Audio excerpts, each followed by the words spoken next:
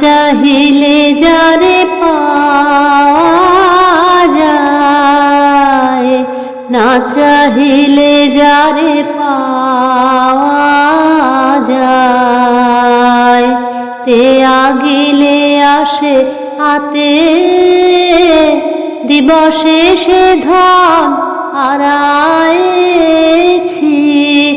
আমি, পেয়েছি আধার রাতে, না চাহিলে যারে পাওয়া যায়।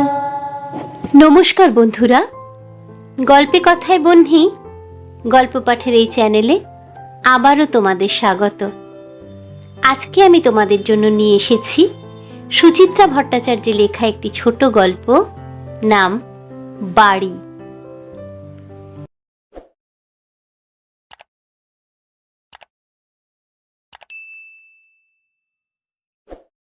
সেদিন অফিস ফিরতা মার সঙ্গে দেখা করতে গিয়েছিলাম, যেমন যাই সপ্তাহে এক দুবার। বাইরের ঘরে পাতা আদ্যিকালের সোফাটায় সবে বসেছি, নজরে পড়ল মাতৃদেবীর মুখখানি একেবারে তোলো হাঁড়ি, ঠোঁটে কুলক, ভুরুতে মোটা মোটা ভাঁজ। অন্যদিন তো চৌকাঠ পেরোনো মাত্র মা কলকল করে ওঠে, আজ হলোটা কি? চোখের ইশারায় প্রমিতাকে জিজ্ঞেস করলাম, কেসটা কি রে? শাশুড়ির সঙ্গে ফের লাঠালাঠি? প্রমিতা হেসে বলল, না গো দিদি, আজ বাংলা বিহার নয়, ইন্ডিয়া পাকিস্তান। মানে? দুপুরে আজ কালবৈশাখী হলো না, তখন ঝড়ে পড়া কয়েকটা আম কুড়িয়েছিল মা, আমাদেরই এলাকা থেকে। দোতলার ওপর থেকে ওরা দেখতে পেয়েই ব্যাস চিৎকার, হল্লা, গালিগালাজ। মেজাজটা টকে গেল। উফ, সেই অনন্ত অশান্তি। প্রায় 3 যুগ আগে শুরু হয়েছিল বিবাদের। বাড়িওয়ালা উচ্ছেদের মামলা করেছিল বাবার নামে। তারপর কত কোটি কিউসেক জল যে বয়ে গেল গঙ্গা দিয়ে, নদীর দুপারে ভাঙনও তো কম হলো না। গত হলেন সূর্য চাটুর্যে ওপরে জেঠিমাও। আমার বাবাও বছর 16 আগে পরপারে। আমরা মেয়েরাও বিয়ে থা হয়ে ছিটকে গেছি যে যার মতো। মৃত্যুও থাবা বসিয়েছে আমাদের জেনারেশনে। সূর্য জ্যাঠার ছোট ছেলে মন্টুদার প্রয়াণ ঘটল অকালে। আমার বড় ভাইটিও অসময়ে মায়া কাটালো পৃথিবীর। কিন্তু সেই মামলাটি এখনো মহাকালের গর্ভে, এবং যুদ্ধ থামার কোনো লক্ষণ নেই। আদালতে কবজা করতে না পেরে এখন বাঁকা পথ ধরেছে ওপক্ষ। কখনো কর্পোরেশনে জল বন্ধ করে দেয়, তো কখনো ওপর থেকে আবর্জনা ঢালে দেদার। গোদের ওপর বিস্ফোরা বাক্যবান তো হানছেই অহরহ। ধুমধুমারও বাঁধে মাঝে মাঝেই। ঝগড়া বাঁধানোর কত রকম ফন্দি ফিকির যে আছে। ভাড়াটের কাজের লোকেরা চিরটা কাল বাড়ির পিছন ভাগের বাথরুমখানা ব্যবহার করে এসেছে। অকস্মাৎ এক সকালে সেটি তালাবন্ধ। মুরদ থাকে তো ভাগ, ফৌজদারি ঠুকে দেব। উঠোনের মাঝ বরাবর পাঁচিল উঠে গেল রাতারাতি। ভাড়া নিয়েছ তো একতলার ঘর, উঠোনের জমিদারি ভোগ করবে কেন? দুবারই ঝামেলাটা থানা পুলিশ পর্যন্ত গড়িয়েছিল। কাজের কাজ অবশ্য কিছুই হয়নি। এ পক্ষের নালিশ শুনে ও পক্ষকে কোমল ধমক দিয়ে চা সন্দেশ টন্দেশ সাঁটিয়ে গোফে তা দিতে দিতে জবনিকার অন্তরালে চলে গেছেন দারোগা বাবু। বাড়িওয়ালা ভাড়াটের লড়াইয়ে উকিল পুলিশদেরই তো পোয়া 12। কাহাতক আর হাঙ্গামা হুজ্জত ভালো লাগে, তাও আবার তুচ্ছ কারণে। আমাদেরও তো বয়স হচ্ছে নাকি? বেজার মুখে মাকে বললাম, কেন যে ওদের আমে হাত দিতে যাও? কোন সুবাদে ওদের আম? মা ঝেঁজে উঠল সহসা। সমু আম খেয়ে উঠোনের ওপাশটায় আঁটি ছুঁড়ে ফেলতো, তার থেকেই তো চারা গজিয়েছিল। প্রমাণ করতে পারবে? গাছটা যখন পাঁচিলের ওপারে, রাইটও ওদেরই, তা ডালপালাগুলো ওদিকে সরিয়ে নিয়ে যাক। সে লক্ষ্মী ছাড়ারা এদিক পানে ধেয়ে আসে কেন?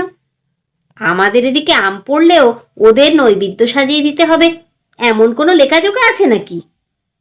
ছেলে মানুষের মতো কথা বলো না। বাড়িতে কি কম আম আসে? রোজই তো বাজার থেকে। বাজারের আম বাজারের আম, বাড়ির আম বাড়ির আম। দুটোর স্বাদ কি এক হয়? তাহলে আর মুখ ভেটকে বসে আছো কেন? খিস্তি খেউড়গুলো হজম করে নাও। নিচ্ছি তো। কাউকে কি শোনাতে গেছি? তুই তো গায়ে পড়ে। এই হলো আমার মা। কোনো যুক্তির ধার ধারে না। যারা কুৎসিত ভাষায় অপমান করে তাদের সঙ্গে কথা পর্যন্ত বলে যেচে যেচে। গালাগালির মূল হোতা মন্টুদার বউটা, কিন্তু তার বিরুদ্ধে একটা শব্দ উচ্চারণ করো, অমনি মা ঝামড়ে উঠবে। আহারে, কচি বয়সে স্বামী হারিয়েছে শোকাতাপা মেয়েটার কথা গায়ে মাখতে আছে। বলতে বলতে আঁচলে চোখও মুছে নেবে টুক করে। আর দোতলার কোনো সুসংবাদ? মা তো একেবারে আহ্লাদে গদগদ। শুনেছিস ঋতু, ঝন্টুর একটা কি ফুটফুটে নাতি হয়েছে। ইস, সূর্যবাবু গীতাদি বেঁচে থাকলে কি খুশি না হতেন। গত অঘ্রাণে ঝন্টু তার বউ নিজে এসে মাকে মেয়ের বিয়েতে নেমন্তন্ন করে গেল। মার তো আনন্দে পাগল পাড়া দশা। দুল দেবে না আংটি নাকি পিওর সিল্ক ভেবে ভেবে কুল পায় না। টুকটুকির বিয়ের দিন দিব্যির ড্যাং ড্যাং করে দোতলায় উঠে গেল মা। এদিকে আমরা ভাই বোনেরা তো কাঁটা হয়ে আছি। 5 জনের সামনে মাকে না ছ্যাচ্ছার করে কিছু শুনিয়ে দেয় মন্টুদার বউ কিংবা মন্টুদার ছেলেরা। অঘটন যদিও কিছু ঘটল না, প্রজাপতির মতো উঠতে উঠতে ফিরে মা জানালো তাকে নাকি বড়ই খাতির যত্ন করেছে সবাই। মাস তিনেকের মধ্যে অবশ্য নমুনা মিলল খাতির যত্নের। দোতলা থেকে মাছের আঁশ পড়ছে ঝুরঝুর, নেমে আসছে আনাজের খোসা, খাবারের উচ্ছিষ্ট, সঙ্গে নোংরা স্যানিটারি ন্যাপকিনও। মার দৃষ্টি তো প্রায় গেছে। সেই ন্যাপকিন আবার আঙুলে তুলে প্রশ্ন করছে, এটা কি ফেললো দেখো তো প্রমিতা। ওপরের বারান্দায় তখন যুবতী বউদের খিলখিল হাসি, যেন আচ্ছা জব্দ করেছে শ্বশুরবাড়ির ভাড়াটে বুড়িটাকে। মানছি আমরা কম ভাড়ায় থাকি, মামলার কারণে সে টাকা জমাও পড়ে রেন্ট কন্ট্রোলে। আমাদের উপর বাড়িওয়ালার রাগ থাকতেই পারে, তা বলে এই স্তরের অসভ্যতা?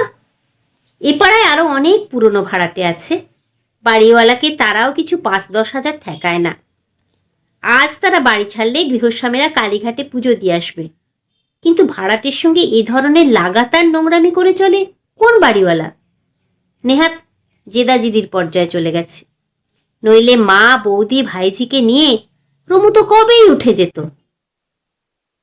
প্রমিতা চা বানাতে গেছে ভেতর বারান্দায়, গলা উঁচিয়ে ডাকলো, দিদি একবারটি শুনে যাও। পায়ে পায়ে কাছে গেলাম। কি রে?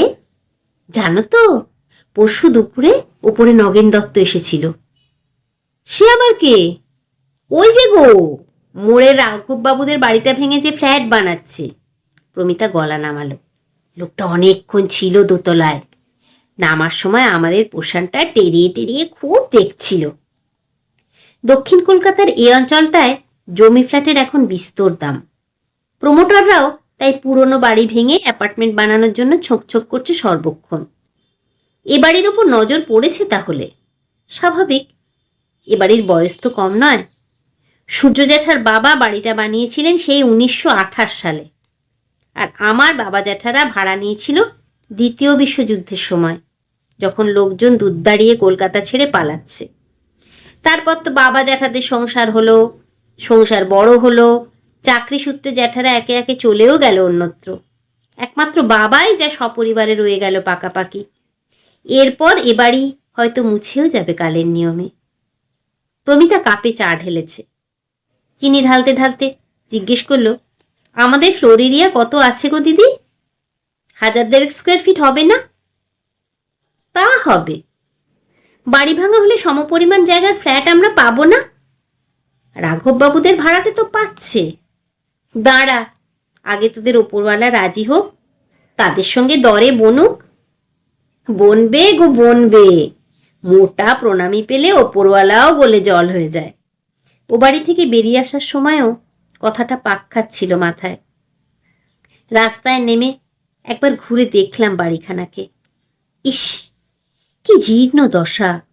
রঙের বালাই নেই, চতুর্দিক থেকে প্লাস্টার খসে খসে পড়ছে।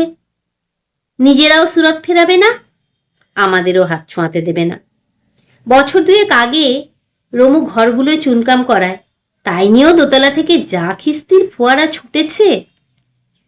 না, প্রমোটারের হাতে গেলেই বেশ হয়। তখন ফ্ল্যাট তো একটা জুটবেই, সঙ্গে সঙ্গে যাবতীয় অশান্তির অবসান। তোমরাও সুখে থাকো, আমরাও স্বস্তি পাই। নগেন না খগেন, তাকে বলে একটা ফ্ল্যাটকেই যদি দুটো করে নেওয়া যায়, একটাতে রমু থাকলো, অন্যটায় তুলতুলিকে নিয়ে প্রমিতা। সমু মারা যাবার পর রমুই সংসারটা দেখে, নিজে বিয়ে থা করেনি। বৌদি ভাইঝির কোনো অযত্নই সে করে না। তবু পায়ের নিচে নিজের ফ্ল্যাটে শক্ত মাটি থাকলে প্রমিতাও বুঝি একটু বেশি নিশ্চিন্ত হয়। হা হতস্যি, কোথায় কি। পরের সপ্তাহে গিয়ে দেখি প্রমিতার মুখ ভার, মা ফিকফিক করে হাসছে। সোফায় বসতে না বসতেই মাতা ঠাকুরানী সে কি উচ্ছ্বাস! এই জানিস তো, মন্টুর বউ এতদিনে একটা বুদ্ধিমতির কাজ করেছে। ধন্তমাখা মুখে বললাম, কিরকম? এক বজ্জাত প্রমোটার বাড়ি ভেঙে ফ্ল্যাট বানানোর টোপ দিতে এসেছিল, তাকে ঘেঁটি ধরে বের করে দিয়েছে। শুনে খুশি হব না ব্যথিত হব বুঝে উঠতে পারছিলাম না। মা ফের বলল, তোরা তো শুধু বউটার নিন্দে মন্দই করিস, দেখ একটা কত বড় প্রলোভন জয় করলো। ও কথা বলবেন না মা, প্রতিমা ঝনঝন বেজে উঠেছে। শুনিয়ে শুনিয়ে কি বলছিল কানে যায়নি আপনার? আমি অত খেয়াল করিনি। মা নির্বিকার। প্রমিতা উত্তেজিত হয়ে বলল, কি বলে চেল্লাচ্ছিল জানো? হারামজাদা ভাড়াটে ফোকটে ফ্ল্যাট পেয়ে যাবে এমন দিলে আমি ইয়ে করে দিই। ভাবো দিদি, তেমন নিজের নাক কেটে পরের যাত্রা ভঙ্গ করার পলিসি। ঝন্টুদা মন্টুদা দুতরফেই তো ছেলের বিয়ে হয়ে গেছে, বাচ্চা কাচ্চা হয়েছে। দোতলায় এমন না হোক 8-9টা প্রাণীর বাস, নিশ্চয়ই অসুবিধা হয়। তবু টেপোনা যাবে না। ভাড়াটেকে ব্যাম্বু দেয়া যাচ্ছে, এতেই প্রাণে মলয় বইছে। তাতে তোমার এত জ্বালা ধরে কেন বাছা? মা ফুট কাটল। ওদের সুবিধে অসুবিধে ওরা বুঝবে, তোমায় ভাবতে হবে না। ফোঁস ফোঁস মন্তব্য, টুকুস টুকুস টিপ্পুনি, চাপান উত্তর শুরু হয়ে গেছে। হাওয়া গরম ক্রমশ। আমি আর বেশিক্ষণ বসলাম না, বেরিয়ে আজও একবার ঘুরে দেখলাম বাড়িটাকে। আমার কুমারী বেলার গন্ধমাখা বাড়িটা ধূলিসাৎ হয়ে যাবে ভেবে বুঝিবে একটু স্মৃতিমেদুরি হয়ে পড়েছিলাম সেদিন। আজ মোটেই তেমনটা লাগছে না, বরং বিরক্তিই জাগছে। মনে হচ্ছে ছিঁড়ি ছাঁদহীন এক বুড়ো গায়ে ছেঁড়া খোঁড়া আলখাল্লা চাপিয়ে মাড়ি বার করে ভেঙাচ্ছে আমাকে। তর্জনী নাচিয়ে বলছে, নেহি মিলেগা শান্তি, নেহি মিলেগা। দিন আষ্টেক পরে আবার গেলাম মায়ের ডেরায়। ফোনে মা ইত্তালা পাঠিয়ে দিয়েছিল, ইডলি বানাচ্ছি, খেয়ে যা। সেদিন উত্তেজনার লেশ মাত্র নেই। গৃহে অপার শান্তি বিরাজমান। শাশুড়ি বধূ দুজনেই সুহাসিনীম, সুমধুর ভাসিনীম। বাড়ি ভাঙাভাঙি তো দূরে থাক, দোতলার প্রসঙ্গই উঠল না। রমুও ফিরেছে চটপট। তুলতুলিরও টিউটোরিয়াল নেই। সকলে মিলে জমিয়ে আড্ডা মারলাম সারা সন্ধে। সময় গড়াচ্ছে নিজের মনে। গোটা গ্রীষ্মকালটা কলকাতাবাসীদের এবার তাপে ভাজা ভাজা করলেন সূর্যদেব। কপাল ভালো, মৌসুমি বায়ু বেশ জলদি জলদি পৌঁছে গেল। আষাঢ়ের গোড়াতেই বৃষ্টির কি ধুম। সারাটা দিন আকাশের পাঁশুটে বর্ণ। কাড়া না কাড়া বাজাচ্ছে মেঘবাহিনী। টিপ টিপ ঝিরঝির ঝমঝম কত বিচিত্র ধারায় যে ঝরছে অবিরাম। এবারও বর্ষায় ও বাড়ির অবস্থা বেশ কাহিল। রেন পাইপ ভেঙে উঠোন বারান্দা জলে কাদায় থই থই। স্নানঘরের ফুটো চাল দিয়ে ঝুপুর ঝুপুর বৃষ্টি ঢুকে পড়ছে। পাঁচিলের ওপারে গাছা আগাছা বেড়ে মশককুলের বংশবৃদ্ধি ঘটেছে দ্রুত। আর রুটিন মাফিক ঝরে পড়া পচা আবর্জনায় ঘরের আশপাশ তো মম করেই। তা রেন পাইপে তো হাত ছোঁয়ানোর অনুমতি নেই। ওপারের মশা নিধন নিষিদ্ধ। বোধহয় উপরতলা আশায় আশায় আছে এবার ষাঁড়ের শত্রু বাঘে খাবে, ম্যালেরিয়ায় টাঁসবে ভাড়াটের গোষ্ঠী। এসবের মধ্যেই আমার নির্বিরোধী ভাইটি হঠাৎ একটা দুঃসাহসিক কাণ্ড করে বসল। ঝাটাকসে বদলে ফেলল কলঘরের টিনের চালখানা। কত আর বৃষ্টিতে ভিজে চৌবাচ্চা থেকে গায়ে জল ঢালা যায়। প্রথম 1-2 দিন বাড়িওয়ালা চুপচাপ, তারপরই নতুন করোগেটেড টিনের আচ্ছাদনে ধাই ধপাধপ ইট। ছোটখাটো ঢেলা নয়, আস্ত আস্ত থান ইট নিয়ম করে পড়ছে রোজ সন্ধে নামার পরে। হঠাৎই বুদুম করে একটা আওয়াজ হয়, তারপর ক্ষণিক নৈশব্দ, কয়েক সেকেন্ড পর দোতলার বারান্দায় চাপা খিলখিল হাসি। মা একদিন নরম করে গলা উঠিয়েছিল, কেন ওরকম করছো বাবা? কষ্টের পয়সায় সারানো চালটা ভেঙে যাবে যে। অমনি যুবক কণ্ঠে ওপর থেকে হরিধ্বনি, বলো হরি হরি বল, বুড়িটাকে এবার খাটে তোল। রমু বেচারি নার্ভাস হয়ে পড়েছে রীতিমতো। সে চিরকালই সাংসারিক ঝামেলা পাশ কাটিয়ে চলতে চায়। ও বাড়ি যেতেই সেই রমুর গলাতেই অন্য সুর, আর তো পারা যায় না রে দিদি, এবার একটা এসপার ওসপার করতেই হয়। কি করবি? থানায় যাবি? দূর দূর, দারোগাবাবুদের ডিম খাইয়ে কি হবে? ভাবছি দোতলার সবকটাকে একদিন বাঁশ পেটা করে আসব। বুঝলাম। উদাসীন রমু খেপেছে বিস্তর। শান্ত করার জন্য ঠাট্টা জুড়লাম।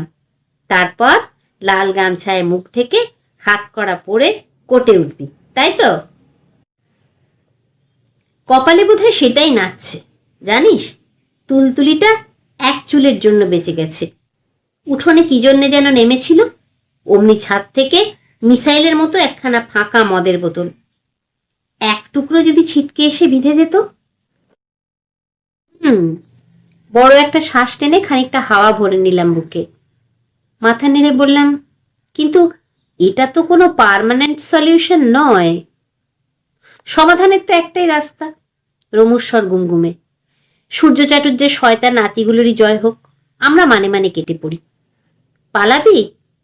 উপায় কি? টিনের চালটা ভেঙে গেলেই যে ওরা থামবে তার কোনো গ্যারেন্টি আছে? প্লাস রোজ রোজ খ্যাচোর খ্যাচোর টেনশন, বাড়ি ফিরলেই এই কমপ্লেন ওই কমপ্লেন। আমি কাজকর্ম করব না থানা পুলিশ করে বেড়াবো?